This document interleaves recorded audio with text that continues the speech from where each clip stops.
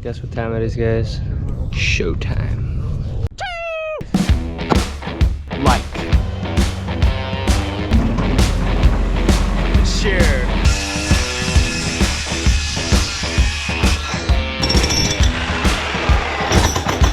Subscribe.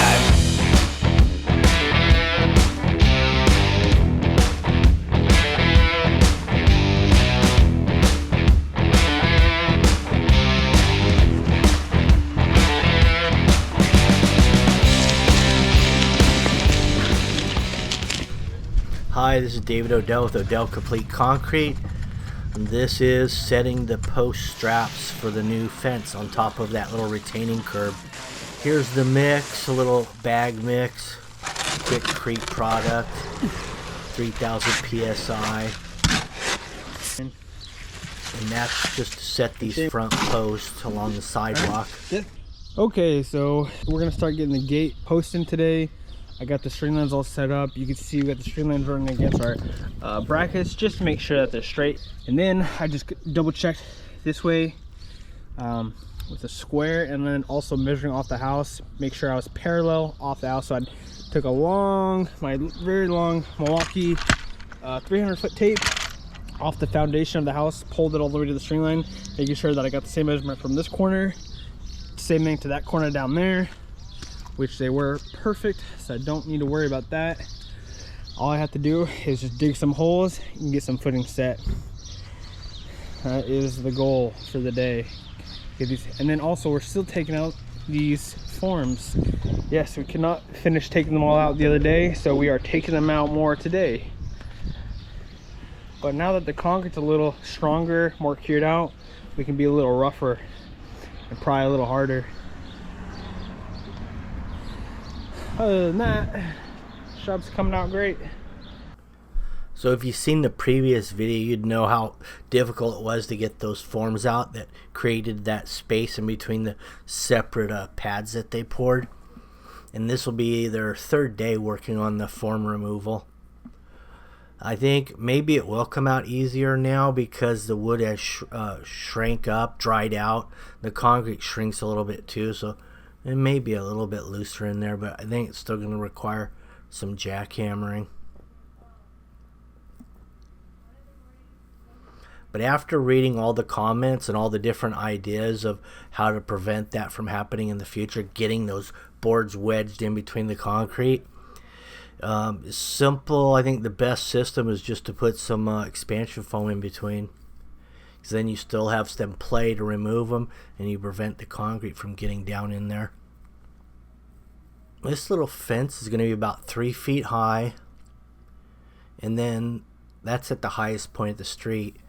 And then as it goes back towards the back on the property line wall, it'll step, do 6-inch steps, because these are going to be 1x6 Redwood slats horizontally, and they're about $50 a pop for 10-foot lengths. So they're pretty expensive. It's something you want to definitely measure twice and cut once. You make a bad cut on, you're down $50. What they did on these posts, since they had 8-foot posts, these are all pressure treated 4x4s, they just cut them in half because they got 8-footers. Cut them in half. They're not concerned with the height, that the top's all level at this point. Once they're set up in the concrete, and they're all plumb right now, they'll take another line, snap it across the top, and then they'll cut those all off at the elevation that they want. That makes it real simple that way. Now they're setting that corner post first on the run to the house, and then they'll set the other corner, pull a line all the way down. If you get this first one plumb, then you can pull a line top and bottom all the way across. Then every other post is real simple to put in. Alright, check this out. This is a quick way to get all of your posts to their same height. So it's been a couple hours since we put all the posts in. Now that they're all hard and not going to move, we're going to mark them all at once and cut them. What we did was we just put a level on the concrete, transfer that level over to one post end, and this one, marked them, and now we're just going to hold it from end to end, snap it on all the pressure treated wood post, and then cut them, and all be to the right same height. Oh, that's perfect. Are you on, Shane? Yeah.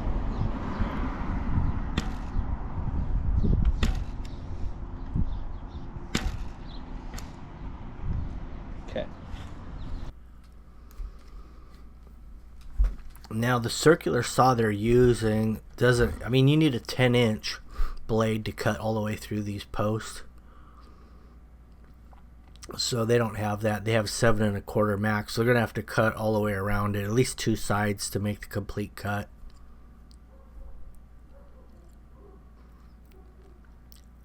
Timmy's got Jimmy and Shane out here working with him.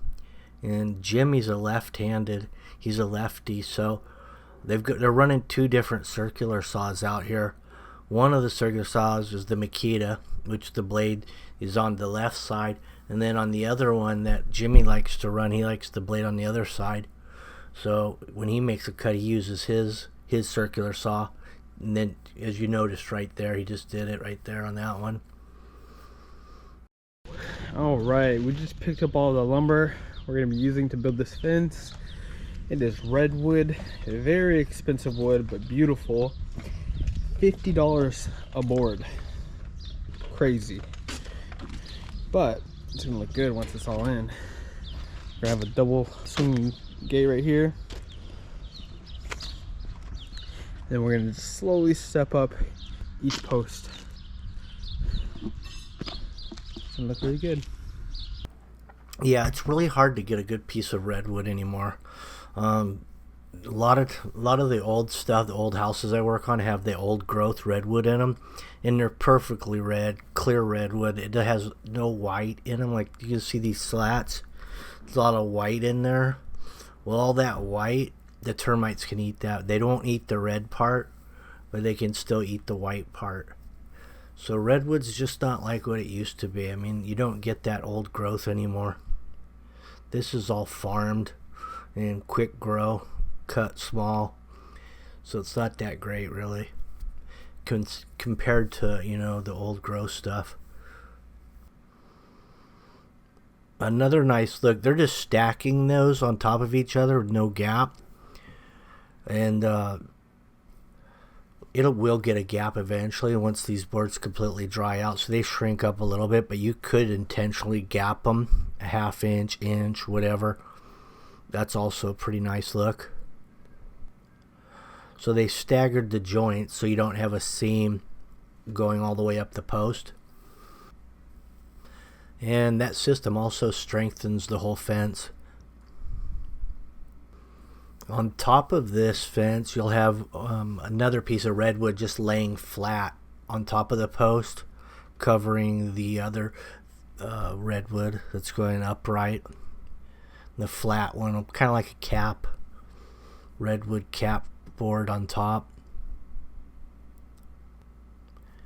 Now, if you notice that the redwood's going in level, the pickets, but the retaining wall is on a slope, so somewhere along the line there's going to be some intricate rips from, you know, 2 inches to 6 inches or whatever it takes to fill in that gap.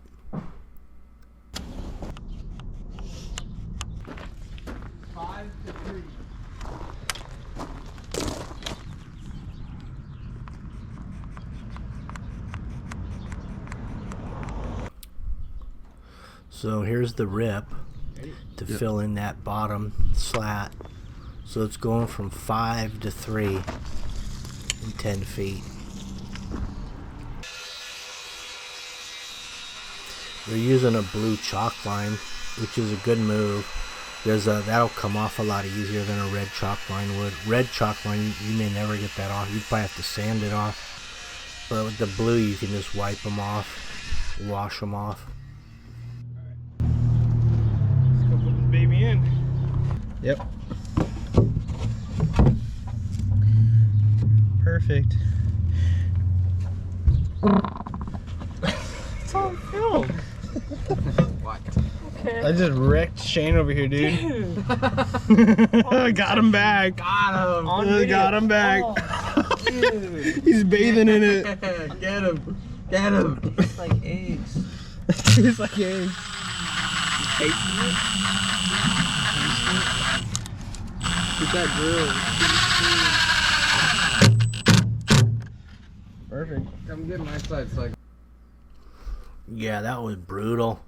Back in that corner, Shane really took the blunt of that. This fencing is also going to get a dark stain on it.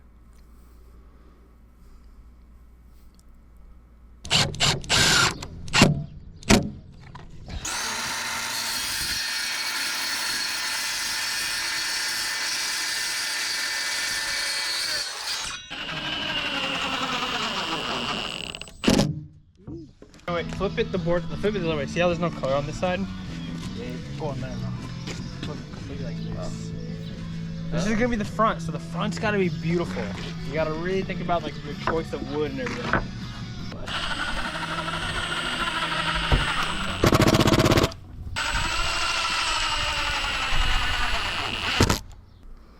Another option with the fencing, if you notice, it just stops there at the driveway. Now they're going to have a double swing at this walkway, but you could return it along the side of the driveway or somewhere in that area and return it to the corner of the house, and then make another gate up there at that other walkway off the driveway.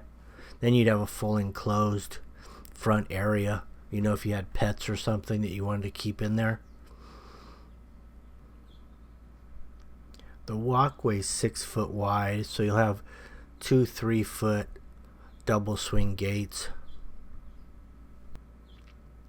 Now, if you could actually fix one in place by drilling the hole in the concrete and have a slide pin go down.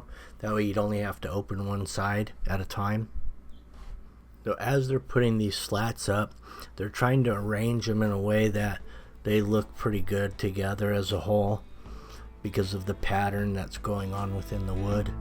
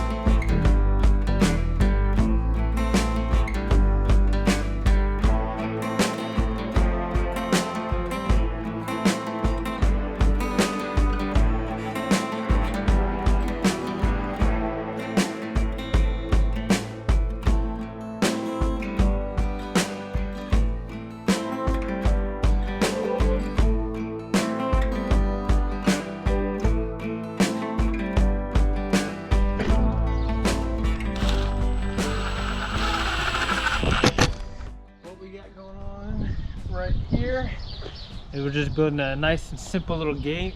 I'm just gonna put a Z-brace in right now. Very sweet and simple. We're gonna go from corner to corner. Okay, so now that I have the wood set up, all I'm gonna do is I'm gonna mark the bottom real quick. As best as I can. Hopefully it comes out.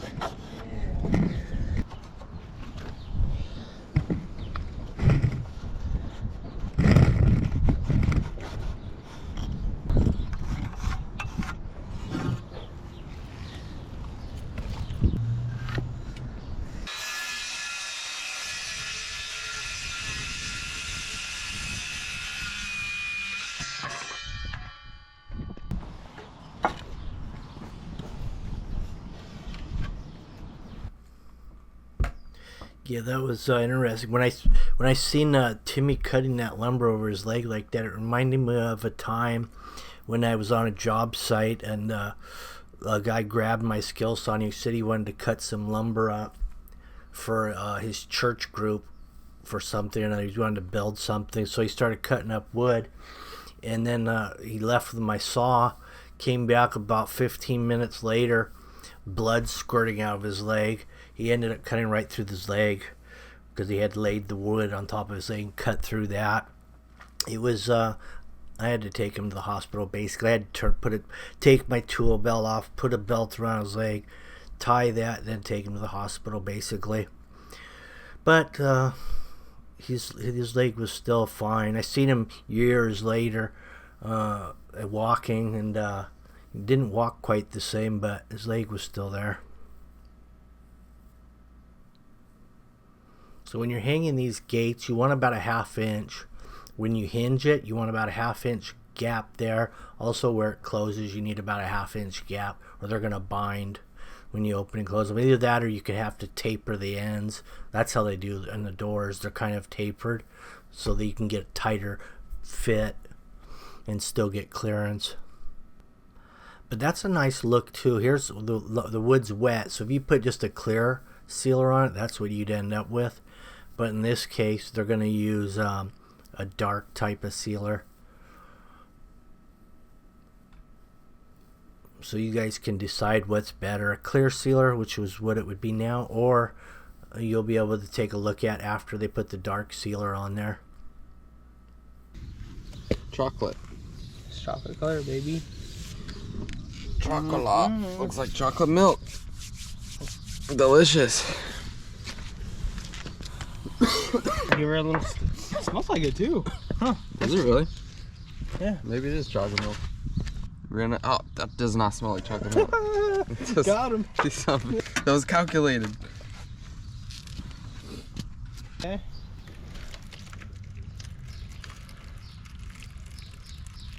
Yes, let's work with that for now. Alright. We don't wanna.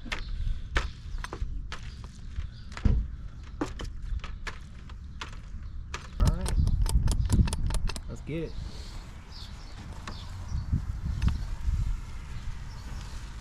Make sure all those bubbles come out.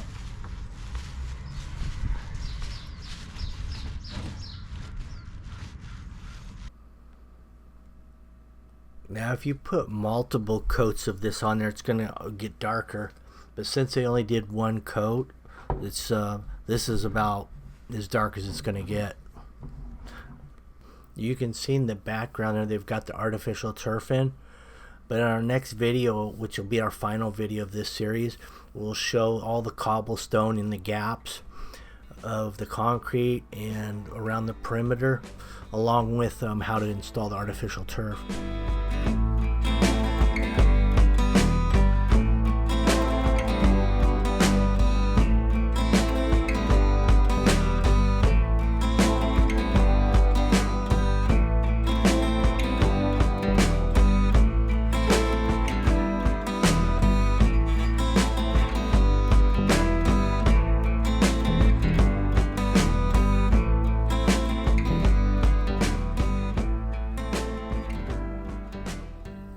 Anyway, that about wraps up this particular part. Stay tuned for the next one, because that's the final wrap up of the completed project. Have a good one. Make sure you like, share, subscribe.